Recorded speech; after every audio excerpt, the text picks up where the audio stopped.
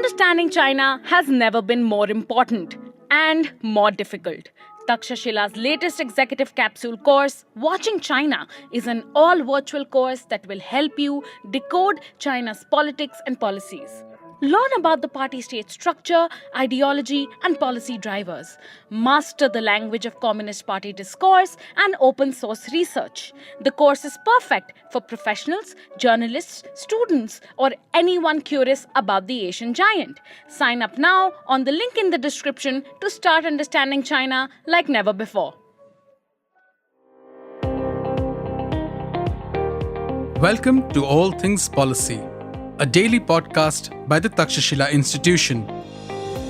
We are a bunch of policy nerds based in Bengaluru, and we like bringing fresh perspectives to Indian affairs and Indian perspectives to global affairs. So grab a cup of coffee, sit back, and join us for today's chat.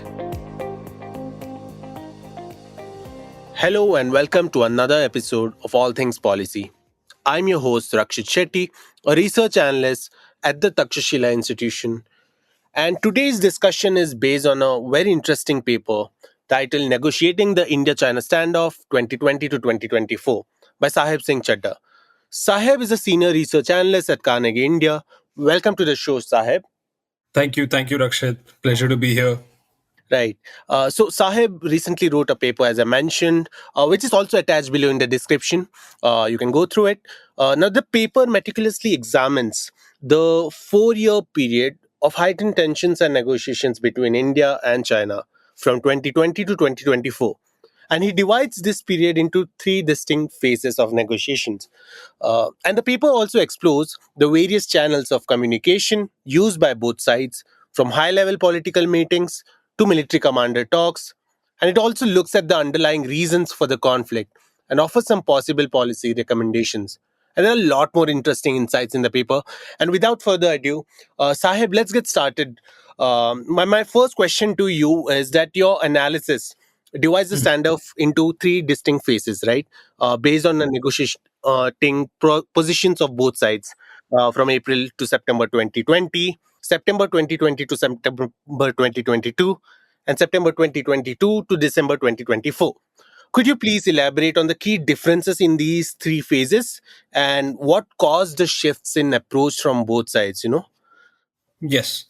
So it's an important question because when you look back at the past 4 years, you have sort of this narrative that, oh, yes, India and China have been in a standoff and the situation on the border is tense. But when you dig a little deeper, it is possible, as I do, to divide the standoff into 3 phases. And what are those 3 phases? So, as you said, April 2020 to September 2020 was really the crisis period of the standoff when both sides came to the brink of war on more than one occasion, let's say. The difference is really in the negotiating position of both sides, and that is what is the basis of the 3 phases. So, India has had one consistent position over the past 4 years, which is that you need to disengage, de escalate at the border, and so that peace and tranquility can be restored at the border. And then we can talk about India and China can talk about restoring broader bilateral exchanges. Until that happens, it is difficult to sort of have conversations about normalcy and trade and cultural exchanges and direct flights and all what have you. The Chinese position is much less known, and that sort of coming around. So when the Chinese have differed and when the Chinese have come around to sort of the Indian position forms the basis for the 3 phases. So in the first phase, which was the period of crises, April 2020 to September 2020, the Chinese position was to hold India responsible for the tensions. It put the blame on India and it put the onus of resolving these tensions also on India. And it did not agree to disengagement, de-escalation, and what have you. Now, what happens in August 2020 towards the end is that the Indian side sees that the negotiations on disengagement are stalling, and it also sort of detects some maneuvers by the Chinese side to change the status quo on the southern banks of Pangong. So it executes and initiates Operation Snow Leopard. which is basically a tactical sort of operation where the Indian army occupies some key heights on the southern and northern banks of Pangong Tso, which overlook and threaten Chinese positions. Now, that then is used as a bargaining chip in the negotiations that take place thereafter. So, this operation takes place from, let's say, the last week of August onwards. On September 4th, you have the defense ministers of both sides meeting in Russia. And then on 10th September, you have the external affairs ministers meeting in Moscow.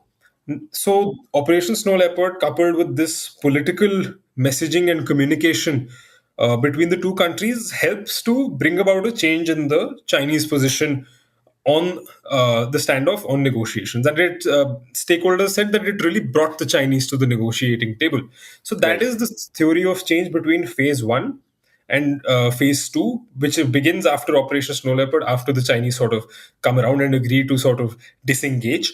That is September 2020 to September 2022, where over the course of 2 years, you have disengagement in Pangong Tso on the northern and southern banks and in the Gogra and Hot Springs area. The Pangong Tso disengagement happens in February 2021. The Gogra Hot Springs area disengagements happen in August 2021 and September 2022. Now, this phase comes to an end in September 2022 when both sides are left with the friction points of Depsang and Demchok. Now, here, the Indian side and the Chinese side are at odds in their positions. The Chinese side says that Depsang and Demchok are legacy issues. Therefore, they should be discussed as part of a routine border management framework. And so we should be able to declare that the standoff is over. We should resume broader bilateral changes and let's go back to normal. The Indian side says, while it's true that Depsang and Demchok had legacy issues prior to 2020, the situation on the ground in these points changed qualitatively in April, May 2020. The Chinese side did further deployments. It took up positions that blocked Indian patrols from reaching their patrolling points in Depsang and Demchok. And so, therefore, while it may have been a legacy issue, the situation changed, and therefore, we need to discuss it as part of the negotiations on the standoff. And this relationship can't go back to normal until disengagement is achieved in these remaining two friction points.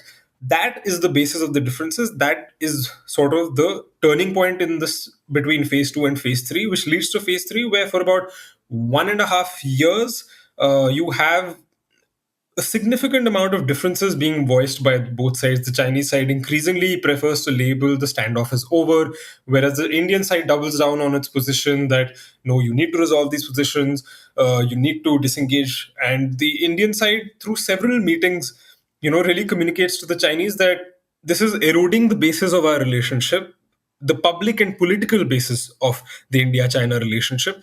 But so these differences are really voiced.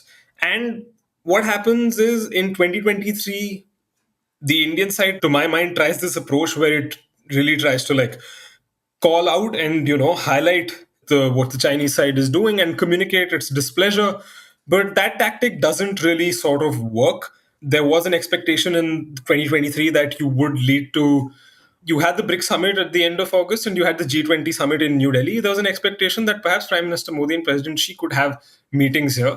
You could achieve a breakthrough in the standoff. But the breakthrough in the standoff was not achieved. And so consequently, the premiers did not meet as well. In 2024, it's a slightly different situation. The Indian side, to my mind, tries a more positive approach where it highlights that the situation on the border needs to be addressed, but it also sort of communicates shared interest in the India-China relationship, that it's important for Asia, it's important for peace. Peace between both countries is important for the world as well. And that is sort of a more positive-oriented approach. It includes a lot more negotiations. And so between April to October 2024, you have a different tone to the negotiations. There's a lot more. Even if you don't necessarily come to an agreement, you agree to keep the conversation up. And so you sort of flesh out over the course of several meetings between the external affairs ministers, NSA, the WMCC. You come to an agreement on patrolling, and that brings us to the end of phase three of the standoff with the announcement of disengagement in December 2024. So those are the differences between the three phases, as well as what changed between each phase. That's really cool, Sahib. I mean, the entire categorization of these negotiation process into three distinct phases, really helped me also to grasp, what were the triggers and stressors that actually initiated a later disengagement phase from the earlier one. So Right. that's a very cool thing that you did. But my another interesting thing that I found in your paper was that you detailed three channels of negotiation, right, between the both countries: meetings at the politico strategic level, the working mechanism for consultation and coordination on India-China border affairs, and the senior highest military commander level talks. Right. In your assessment, which of these mechanisms has been the most crucial in facilitating progress? If so, and how do these different levels interact with each other? Is there one that carries more weight or influence, or all of the threes are equally important? Right. So I'll start out by saying that all three of these channels serve their own purposes in the decision making hierarchies of both countries, I would say, India and China. So you have the senior highest military commander level talks, better known as the co commander talks, which are at the co commander level. 14 Corps in Ladakh, the co commander of that particular corps, and on the Chinese side, you have the respective counterpart. That serves the purpose of on ground sort of tactical negotiations. Then you have one step sort of higher, you have the WMCC, which is, as you mentioned, the working mechanism. That's more diplomats with military in it. And that sort of lays the groundwork and the steps that the co commanders have to sort of execute. And at the highest level, you have the political strategic meetings between the prime minister, foreign ministers, NSAs, or other political uh, leaders, which really talks about the framework and the political principles and the guiding principles that both sides should adhere to. So, as someone once explained it to me, the political leaders give the framework, the WMCC talks about the groundwork, and the co commanders execute that. And of course, add their own inputs to that process. Now, which one is most crucial? It's the data at least shows that when things are stuck along the ground, when progress is not really necessarily being made, a meeting at the highest levels between the external affairs ministers or the NSAs has helped to move things along. And I think that comes from the fact that the root of your tensions, the cause of your tensions is political. It's not, a local, to my mind, it's not a local commander, sort of being adventurous and causing flare ups and tensions. And of course, local military dynamics are a factor, but I'm talking about this particular escalation in 2020 in particular, where the Chinese side attempted to unilaterally change the status quo in seven separate friction points in across eastern Ladakh. So that was a strategic escalation, it was a political escalation. So therefore, when your cause is political, your methods are sort of political as well. The channel that has shown most success, and I think logically shows most success, is the political channel, because that is where you're really sort of able to have a conversation about the political trust that is missing in the India China relationship. Now, how do they interact with each other? I think one thing this crisis has really done is that, well, crises are a period of opportunity for sure. And what's happened in this crisis is it's really forced these three channels and these three stakeholders in government to interact with each other a lot more information sharing, a lot more coordination. Like, for example, you will see that the earliest co-commander meetings did not have representation from the Ministry of External Affairs. They were from the Indian Army. But September 2020 or so onwards, the Joint Secretary in the East Asia division of the Ministry of External Affairs joins the co-commander talks. And what purpose does that serve? One is that the Chinese side generally used to speak a different tune in the co-commander talks, and then the talks between the MFA in the WMCC had a different tone, and there were inconsistencies. The Chinese side would also try to play up differences between the Indian military stakeholders and the Indian diplomats. So this problem was sort of circumvented by having the MEA in the co-commander talks and having the military in the WMCC talks, so that you could put up a sort of a unified face, you could coordinate, And so that crisis has helped further this interaction between Indian stakeholders internally and has led to more sound policy making.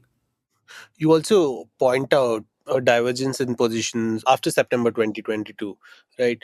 Where China wanted to move past the border issue, as you mentioned, while Hmm. India insisted on complete disengagement and de-escalation before broader, bilateral exchanges could deepen. My question is, what were the main obstacles preventing a resolution during that period? And what finally led to the agreement on patrolling in Depsang and Demchok in October of 2024? Hmm. What changed after the meeting between PM Modi and President Xi in Bali post November 2022?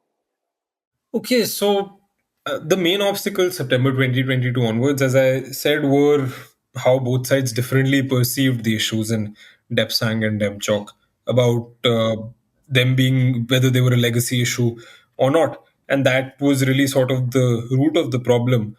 Um, why you had sort of what has resulted in this consensus is I don't think the Bali meeting in November 2022 led to any sort of significant consensus because not that there were any joint statements, but the statements that were put out indicated difference. And so I don't think that meeting was as significant in the scheme of things, at least as what appears from the outside. What was significant was, I think, April 2024 the Indian side, Prime Minister Modi gave an interview where he said the relationship with China was important, but you need to urgently address the situation on the borders.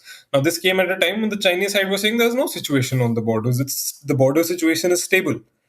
So India was contesting this directly, and I think that communication, that signal from the highest level of the Indian government really communicated to China that India's position on the standoff was not going to change even after the elections of 2024, the Indian general elections. So that was one.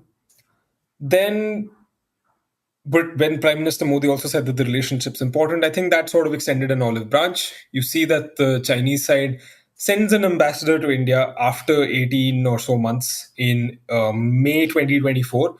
Now, coincidentally, September 2022, when the third phase began, when these differences began, was also around the time when the previous Chinese ambassador, Sun Weidong, wrapped up his tenure. And so there was no ambassador of China in India for much of phase three of the standoff. So the Chinese ambassador comes.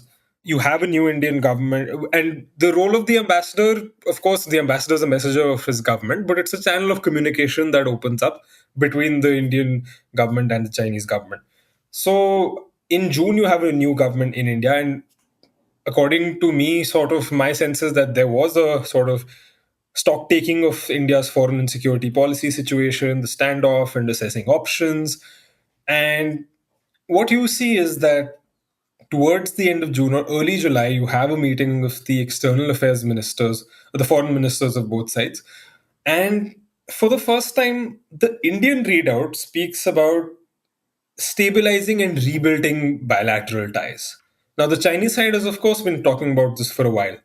But the Indian side saying it, that I remember when I first saw it in July 2024, I was like, okay, this is a signal. This means something. Some movement is going to take place.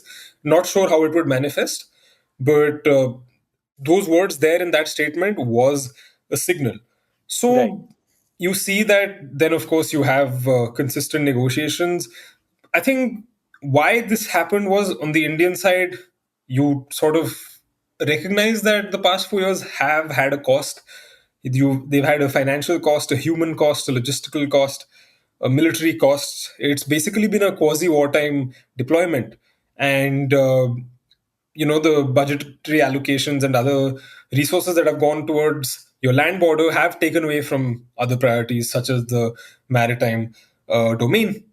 And also on the Chinese side, I can only speculate honestly what the thinking was. One can say it's the Chinese economy. China's trying to stabilize relations with a variety of partners. And where does that come from? Perhaps it comes from the election of Donald Trump to the presidency of the United States of America, maybe China's hedging. So there are a variety of factors, but it's difficult to say sort of conclusively what was behind the Chinese shift. Maybe it was the promise of market access to the Indian economy. at a time when China's economy is not doing too well, which your colleague Amit has written about quite extensively.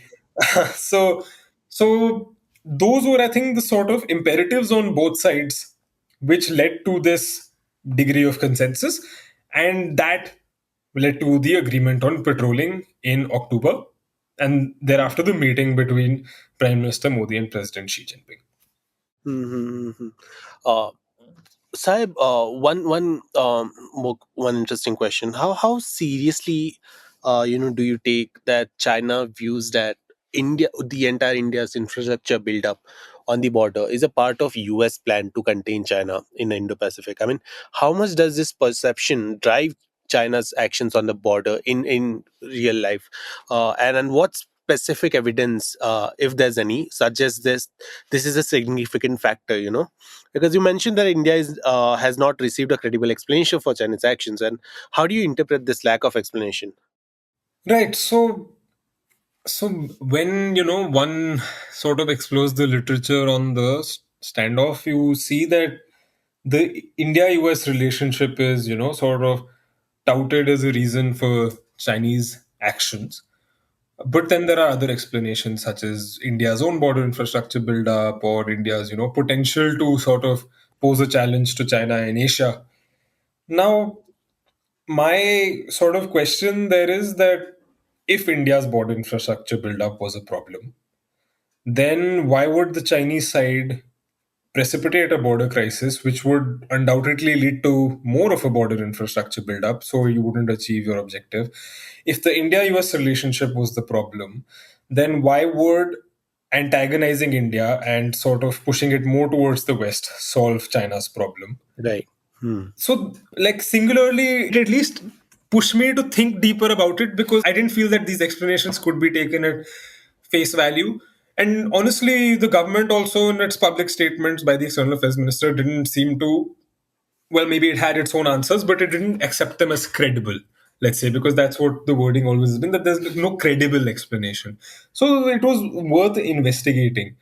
And what the research sort of shows is that all of these answers, that it's India's infrastructure build-up, it's India's relationship with the US, or it's India's potential to displace China or pose a threat to it in the Asian order, they all sort of link together under one explanation. And Chinese statements, some on the government side, but more so on the scholarly side, which sure you have to take with a pinch of salt, but I'm just saying what the research shows, is that all these three explanations sort of link together under sort of one coherent explanation, which is India's border infrastructure buildup is seen by China as sort of instigated by the United States, so that China has a second front to sort of deal with in Asia, and therefore China has to deal with it. It has it has undergoes this containment, and so that sort of inhibits China from pursuing its objectives on its eastern seaboard of Taiwan, of a more primary role or a leading role in Asia. So that, to me, was sort of the novel finding, that all of this links together under one explanation, and the China views that the US is behind India's border infrastructure buildup. So that was sort of the novel thing that came across to me. Okay, interesting. One more thing you highlight in your paper is the existing trust deficit, right, between these two countries. Right. What steps, in your opinion, can be taken to rebuild trust and prevent future escalations along the border? And what are the chances of successes given the current environment? Because I remember one of the solutions that you provide in your paper is to have a strategic back channel similar to the one between US and China, right? But do Mhm. you think China really cares to have one similar back channel with India? No, that's a fair question. India is not the United States. India doesn't pose the same level of threat to China, so why would China be concerned? But I think I'll answer the question of the back channel first. In my reading of it, if one sort of generally has this view that statements from meetings are, anodyne and one can't make much of them, what I've found is that the somehow the meetings between NSA Duval and Wang Yi always have like really interesting readouts, and they go beyond the usual anodyne boilerplate statements. And sometimes, for example, when Wang Yi visited India in March 2022, he met Foreign Minister Jaishankar and he met NSA Doval. But the readouts between the two meetings differed significantly.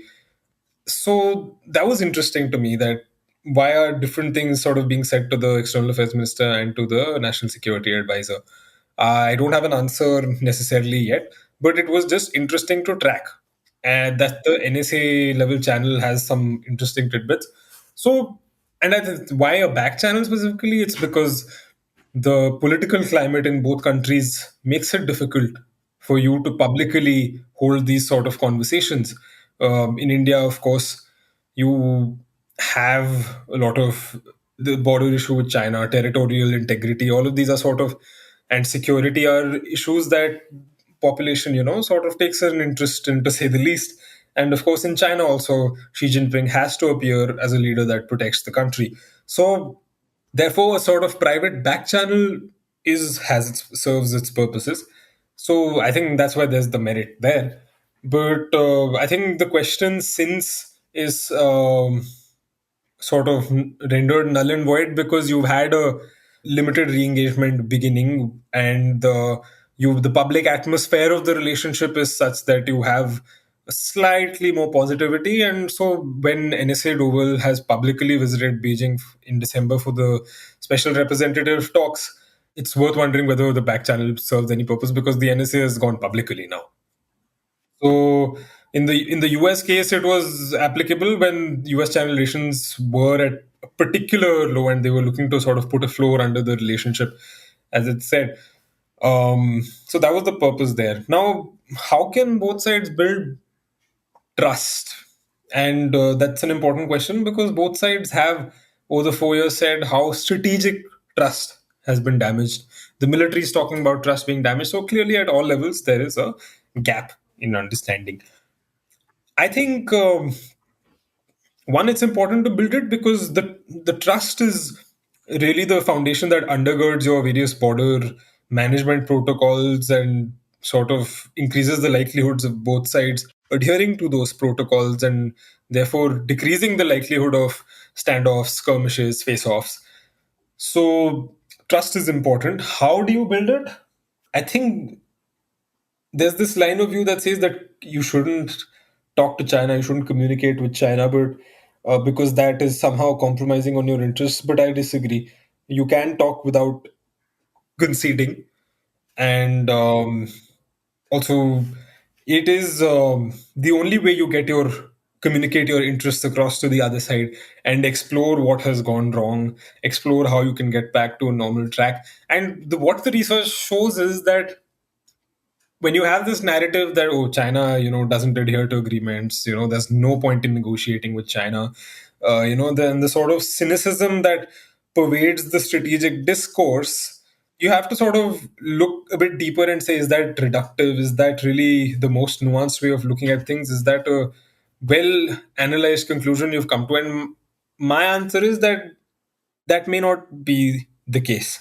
It is possible that there is a genuine difference in approach of both sides.